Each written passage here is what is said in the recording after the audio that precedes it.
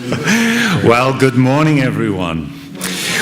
Welcome to one in a series of interviews from the Festival of the Sound in Paris Sound, Ontario. My name's Keith Horner, and I'm helping celebrate 30 years of fine music here at the Festival of the Sound. Today we have 3 long-time visitors to the festival.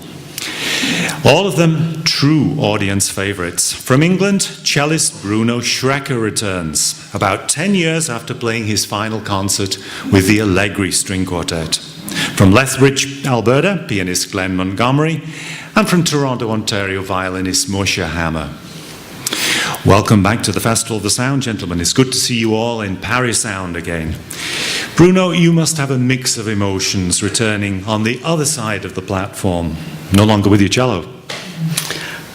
I must say, I feel a part of the family here. It really is true about this family thing. And not having been here for 10 years and coming to this wonderful new hall is an amazing experience for me, because we used to suffer gladly, sweat and trains. That's my memory, is sweat and trains. We'll be delving, and long corridors. We'll be delving deep, and long corridors, yes, we'll be delving deep into those matters shortly this morning. Well, it's early in the morning, I guess. Early, at least, when you've been playing a 3.5-hour cruise, the sunset cruise around Georgian Bay the night before, as 2 of our guests this morning have been. I know some musicians who wouldn't even be up at this time. Moshe and Glen, you've already been at work rehearsing, what was it, Bartók, Paganini, Gershwin for the noon-hour concert that follows this chat. Are you a morning person, Glen? No. But it's at noon, so I'm just over the borderline. Do you thrive or survive this sort of schedule? After having children, I made some adjustments, so I'm just delighted to be part of everything. It's great. And Moshe, you're a night owl. You never sleep, do you? Actually, that's true. I'm also a morning person. So, but I learned something quite wonderful.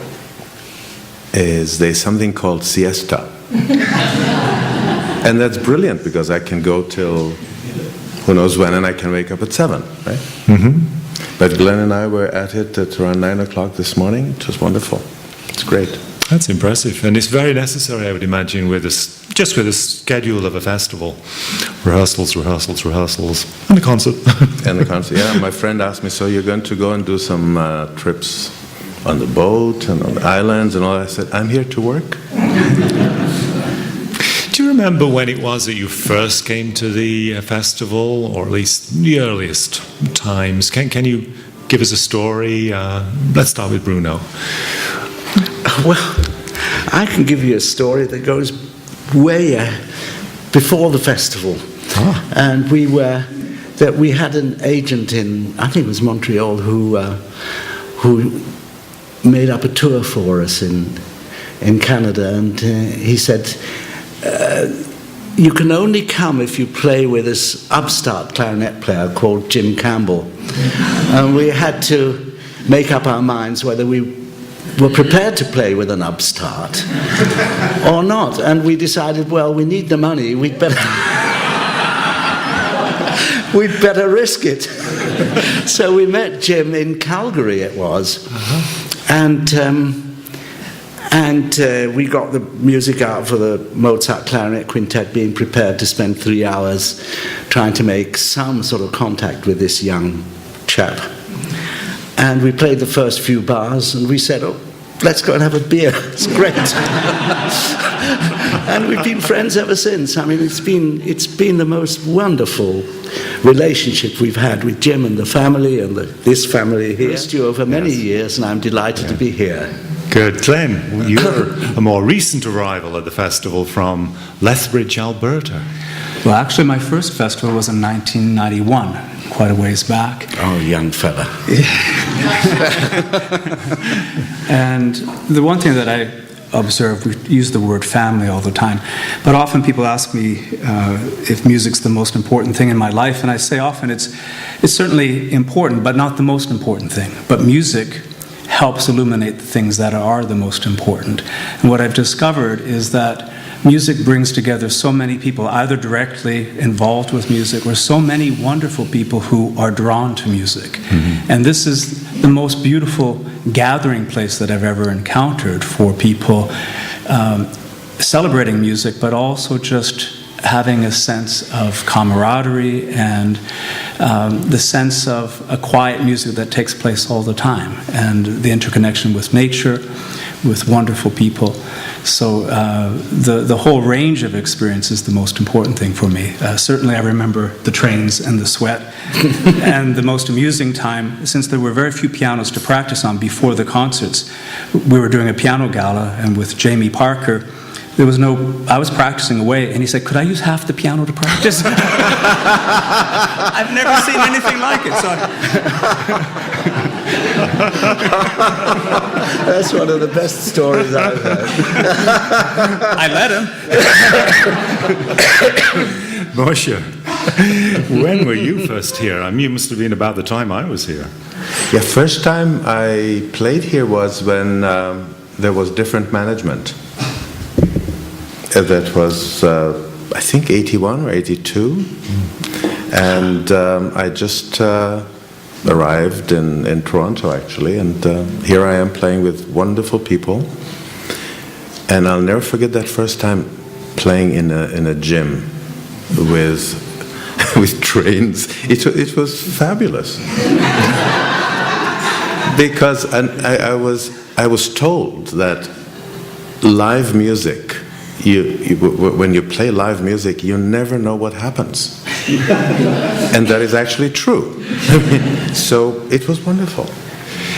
Never know what happens in the sense that you never know where your fingers are going to travel up and down the fingerboard because it was so hot that you couldn't sort of control. Actually, that's very true. I remember two specific concerts. One of them was, I was doing a concert with Tsuyoshi Tsutsumi and Bill Tritt. We did a wonderful trio. And we played the first movement, it was Brahms. We played the first movement of the Brahms trio. And I look over at Tsuyoshi and at Bill, and we played with shirts, of course.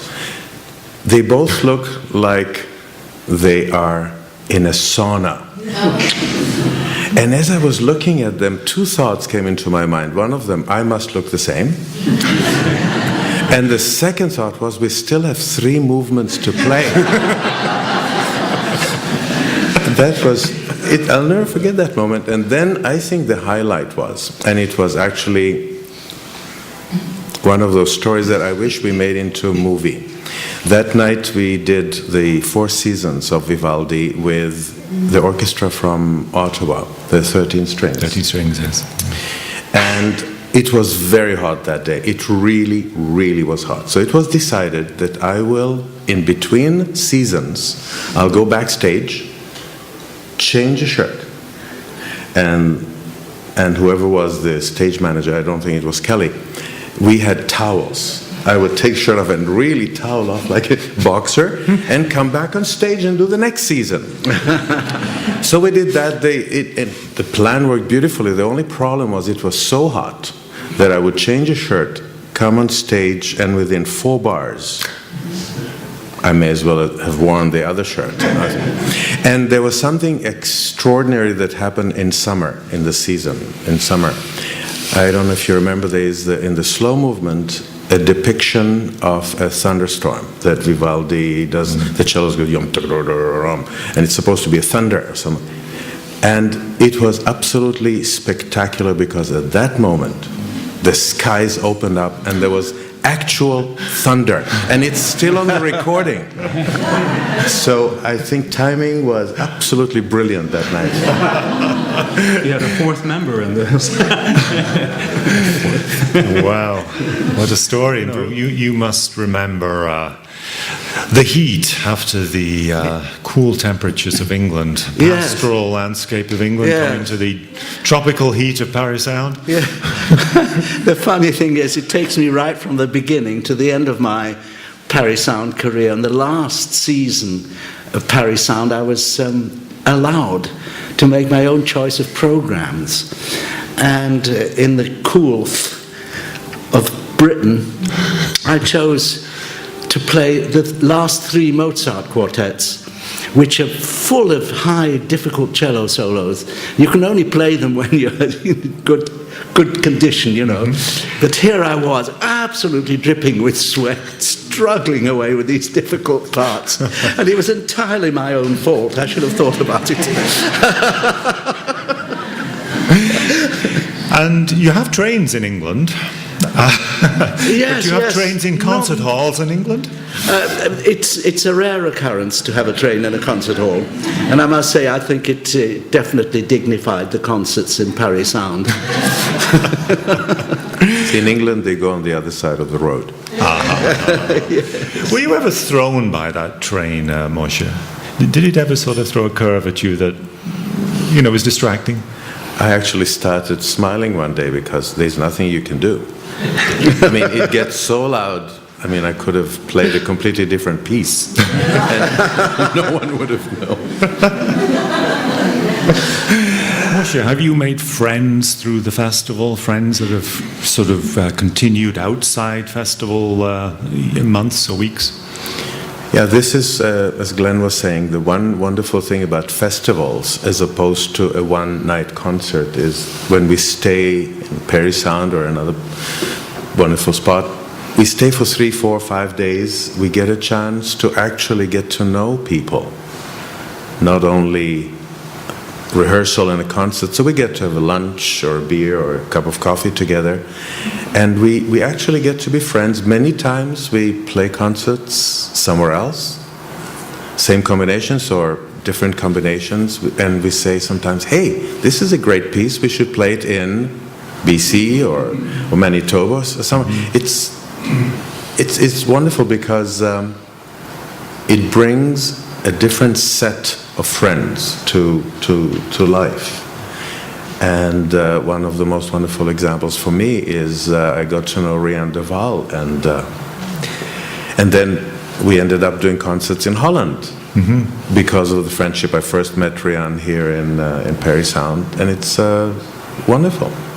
It's